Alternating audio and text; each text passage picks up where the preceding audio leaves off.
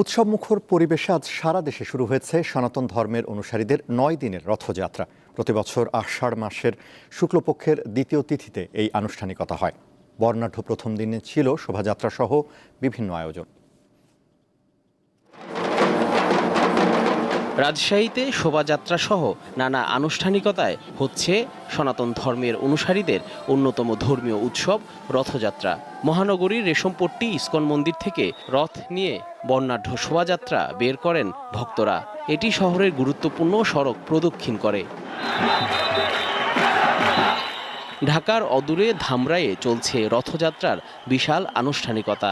সকালে হাজার হাজার ভক্ত এতে অংশ নেন। দিনভর চলে নানা আনুষ্ঠানিকতা। ধামরাইয়ে এই আয়োজনের উদ্বোধন করেন স্বরাষ্ট্র উপদেষ্টা। তিনি এই আয়োজনের সার্বিক খোঁজ খবর নেন।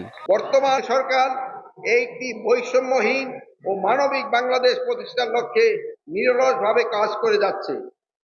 দীর্ঘদিনের বৈষম্য আর অনিয়ম দূর করে দেশে স্থায়ী শান্তি প্রতিষ্ঠা করাই এই সরকারের মূল লক্ষ্য।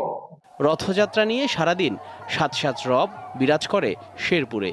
জেলার বিভিন্ন প্রান্ত থেকে সনাতন ধর্মের অনুসারীরা এতে অংশ নেন।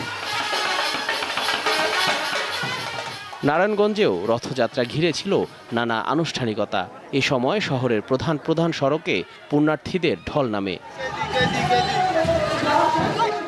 একই রকম আয়োজন করা হয় মাগুরায়। এ উপলক্ষে সনাতন ধর্মের অনুসারীরা আলোচনা সভা, ধর্মীয় সঙ্গীত, গীতা পাঠ ও মহাপ্রসাদ বিতরণের মাধ্যমে আনন্দ ভাগাভাগি করেন।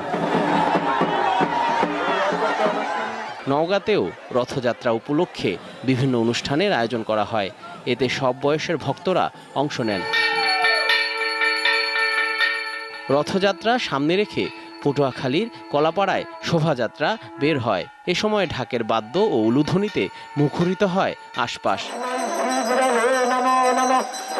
৫ জুলাই উল্টো রথযাত্রার মধ্য দিয়ে শেষ হবে এবারের রথযাত্রার আনুষ্ঠানিকতা।